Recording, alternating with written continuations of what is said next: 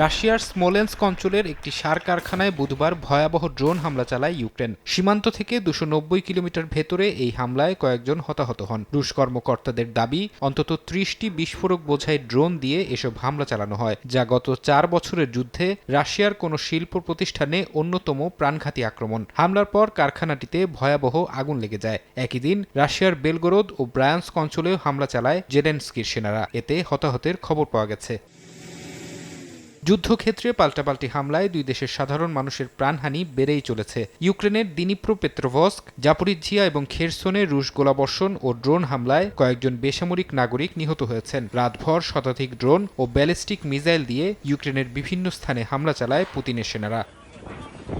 রক্তক্ষয়ী যুদ্ধের মাঝেই মার্কিন প্রেসিডেন্টের বিশেষ দূত স্টিভ উইটকফ শান্তি আলোচনায় অগ্রগতির আশার কথা শুনিয়েছেন। জেনেভায় গত 17 ফেব্রুয়ারির ত্রিপক্ষীয় বৈঠকের পর থেকে ইউক্রেন রাশিয়া আলোচনায় গত 4 বছরের তুলনায় গত 8 সপ্তাহে বেশি উন্নতি হয়েছে বলে দাবি করেন তিনি। এরই ধারাবাহিকতায় বৃহস্পতিবার জেনেভায় ইউক্রেনীয় প্রতিনিধি দলের সাথে গুরুত্বপূর্ণ বৈঠকে বসছেন মার্কিন প্রতিনিধিরা।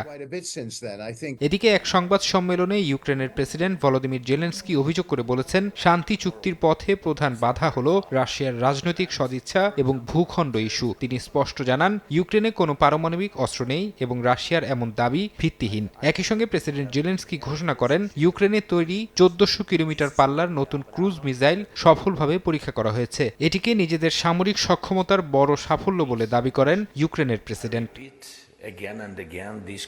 অন্যদিকে চীনা প্রেসিডেন্ট শি জিনপিং এর সঙ্গে ইউক্রেন ইস্যুতে আলোচনা করেছেন জার্মান চ্যান্সেলর। যুদ্ধ বন্ধে রাশিয়াকে চাপ দেওয়ার অনুরোধ জানান ফ্রেডরিক মের্শ। ফরহাদ চৌধুরী, সময় সংবাদ।